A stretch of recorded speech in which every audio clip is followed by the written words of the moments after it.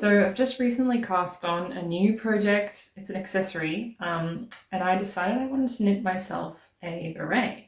So I looked up some patterns that I could use with this boucle yarn that I picked up.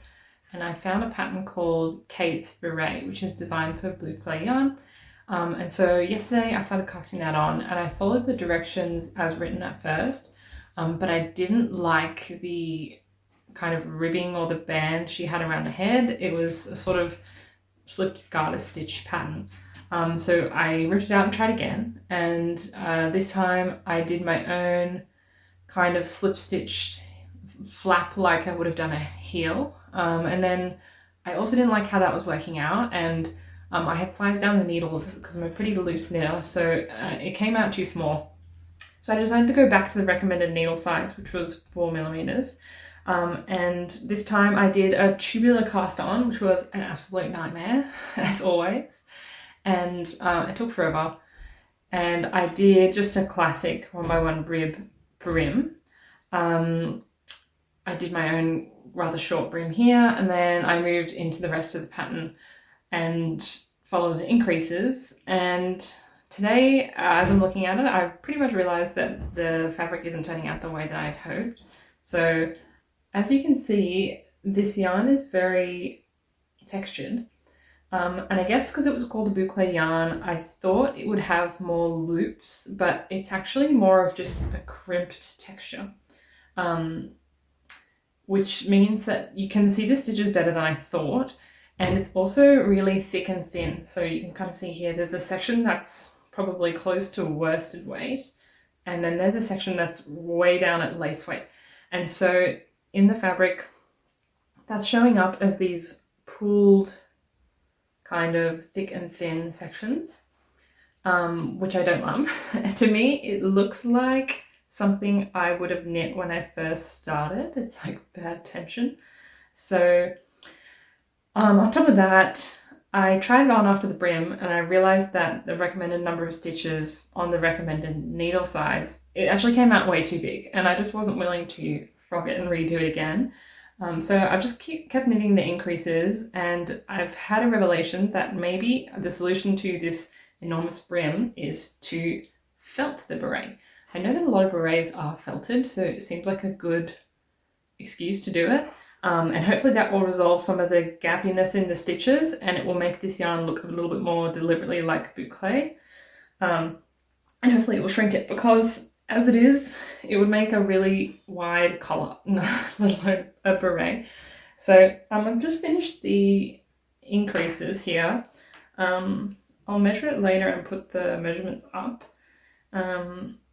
I'm just knitting straight now, and then I'll turn around and do the decreases and knit the top. And then I'll put it in the hot wash, shrink it down, and see how it looks. So this is it for now. I've got to knit probably another inch on top of from where this marker is to the needles. So it'll be maybe around 2 inches. I have no idea how much this is going to shrink. I've never felted anything before. But I figure I'm probably not going to use this yarn for anything else, honestly. It's not really my style. And it is, you know, an untreated wool, so it will be good for felting, and it would be a fun experiment. And then if it did succeed, I would really get a lot of wear out of a felt beret, I think. So that's the plan. I forgot to mention that the pattern actually originally calls for a brim knit flat, which I did do the first time or two that I cast this on. And then I thought about it more, and I didn't want to knit the brim flat and then use a button to seam it up. So I just converted it to being knit in the round. So maybe that's why it's too big, because originally the number of cast on stitches accounted for a overlap for the button. So that's probably my bad, whatever. So while I am doing this off the cuff, I think it'd be a pretty sensible idea to hop onto Ravelry and have a look at some other felted beret projects people have made, and particularly see if they've got any pictures of the size it was knit to before it was felted. Okay, so I've done some digging on Ravelry, and I think I've found some really useful information. So I'm going to record my screen and show you guys what I've been looking at. So first thing I did was I went to the Ravelry pattern page, and I've used the advanced search. So I use this all the time. It's It's really helpful because there's so many different filters, and I figured that I could filter by a beret in the category accessories hat beret section. And then I also thought I might be able to filter by like felting or felted. And so my gut instinct was that it would be an attribute. And I thought it would be in fabric characteristics, but it's not listed there. This is a problem I have all the time with this section. So I just clicked through the others. Design element is not there. Construction, it is there. So there's a felted option, and there's 84 results for felted berets. And a lot of them are not the style I'm after. They're more like men's style caps or traditional hats or really wide flat ones. And a couple of the ones that are in the style I'm looking for are a little bit outdated and they don't really seem super modern. This one looks quite nice, but it only has 3 projects. So I can also sort by most popular. Oh, so that's what I'm already sorted by. I can sort by publication date to see if there's anything a bit more modern. Not too much is appealing to me. This one's quite nice. And it's a sport weight. There's only 12 projects. And the notes seem to be mostly in, I think, Danish. So cute. So I'm thinking that there might be some more that haven't been filtered with these tags. So if I get rid of the felted and the beret filters, and now if I search for felted beret, and I go most popular, this will hopefully have the most patterns. Yes, so we can see a pretty modern one. That's exactly what I'm looking for by My Favorite Things Knitwear. And when I look at it, there's 113 projects, so that's awesome. It gives you sizes here. I have a really big head, so I would be this larger size for sure. Let's look at the projects. So what I'm looking for here is somebody who's put up a picture of what their beret looked like before they felted it. So I think the giveaway would be multiple photos. So this one I can see has 8 photos. If I scroll past the finished pictures, which is so cute. Yeah, she's included pictures of what it looked like before she felted it. So that's a really good reference point for me to figure out if my beret is going to be big enough. Makes me feel better that how big mine is at the moment, that it will in fact shrink. Let's have a look for another. I did find one other. Yeah, here we go. This one.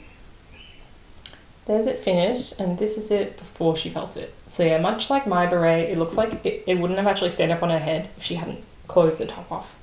So that's reassuring.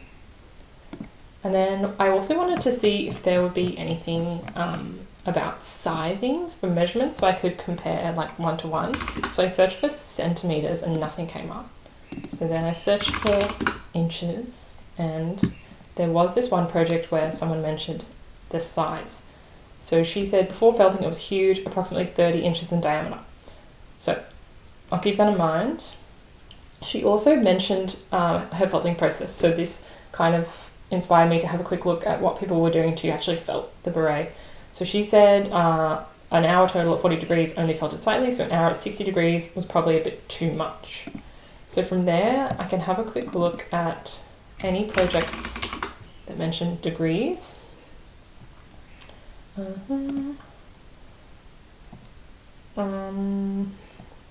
Yeah, this person has described how they felted it. So they said in the machine with a bar towel, 40 degrees, 26 minutes, and then again, so an hour. Okay, so that's in line with what the other person said. This one doesn't actually mention temperature. That's the one we've already seen. My first time felting. Felting, one cycle, 60 minutes, 40 degrees, still too large. Second cycle, 60 minutes, 40 degrees, maybe too small. So it looks like somewhere between an hour or 2 hours at 40 degrees, or maybe a little bit less at a hot temperature might be the way. And it's all going to depend on how big my beret ends up being. So what I'm going to do is I'm going to try to finish knitting it today, and then I can take some measurements and figure out roughly how much I needed to shrink by to fit me, and then I can get started.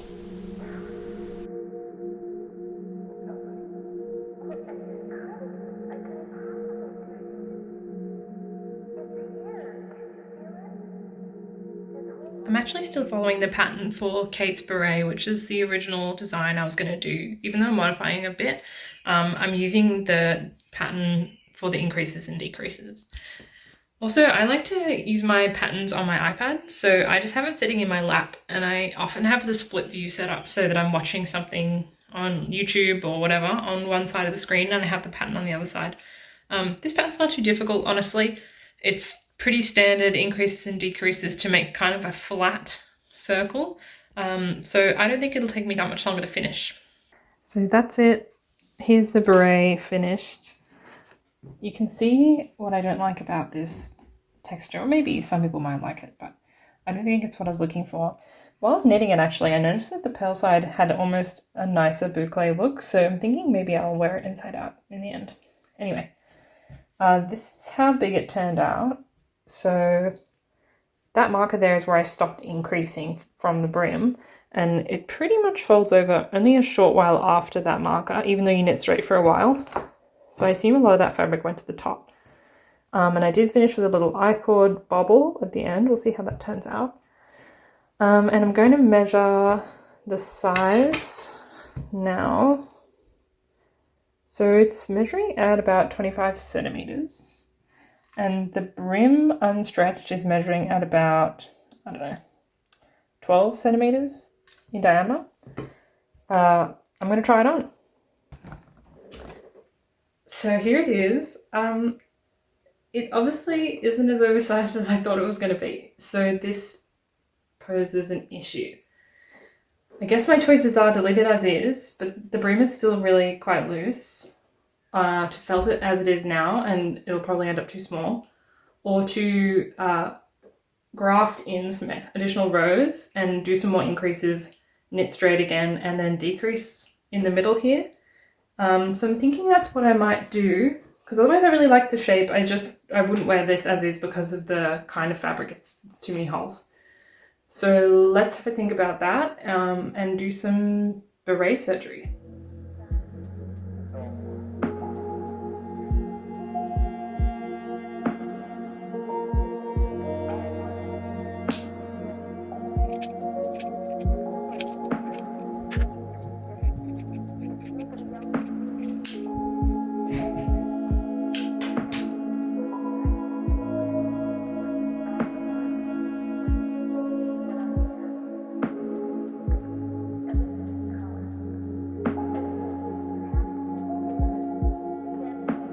So I've separated the top and the brim. Here's the carnage. And I'm gonna just knit a bunch of extra rows and see how big I can make this thing.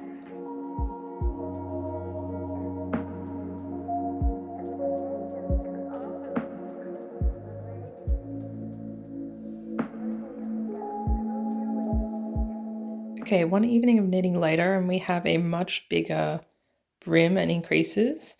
I've kept the top for comparison, so this is how big it was before. So we've added quite a bit, and you can also see here the stitch markers. So this B stitch marker is where I originally stopped increasing. This star is where I have now stopped increasing, so I've kind of more than doubled the length of the increases.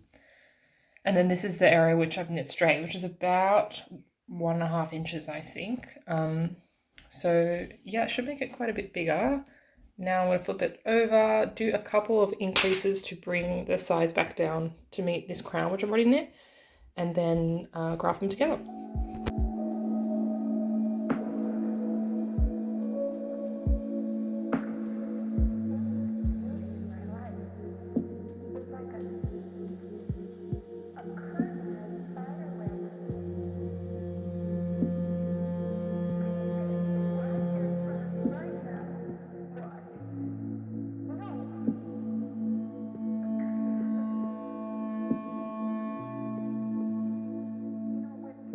Okay, so I finished knitting additional increases, which means the beret's much bigger now, hopefully. And then I grafted the brim with the new increases onto the existing crown, which took a really long time. This yarn isn't very good for sewn kind of bind off because it gets tangled in itself because of the twist. Anyway, that took a few hours, so the whole thing took me an extra day to make it bigger, but it does mean that now I have a lot of room to spare, which means hopefully I can felt the whole thing down and shrink everything, including the brim. So I'm going to take these stitch markers out, take some measurements, and then chuck it in the washing machine. Let's do it.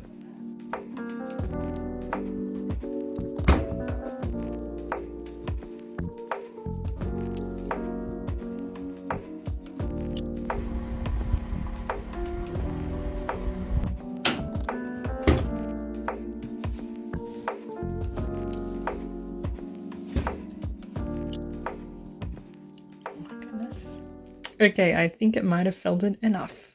Okay, while the rest of my washing finishes, I'm gonna see if I can still fit this on. I hope I didn't overdo it. So let's see. Oh my gosh. Oh yeah, okay. The brim is still pretty loose. Let's try stretching it out over a plate to block it. I don't know if this plate's going to be too big, but I guess we'll find out in a second. I only have so many plates. There are only, you know, so many sizes. So I guess let's see if we can stretch it over this one. Oh, I think, yeah, actually, I think this is going to work.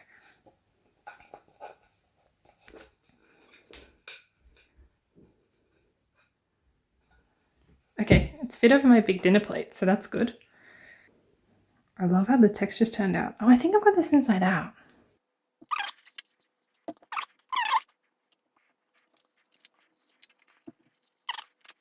So that's around the right way now, which is great.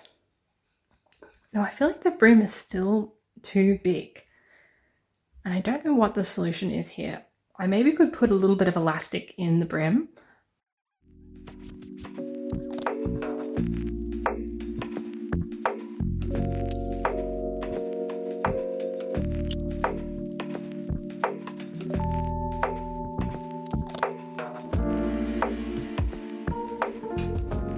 And with that, I have a felted beret. I've even surprised myself. I actually managed to pull off felting the beret to pretty much the perfect size.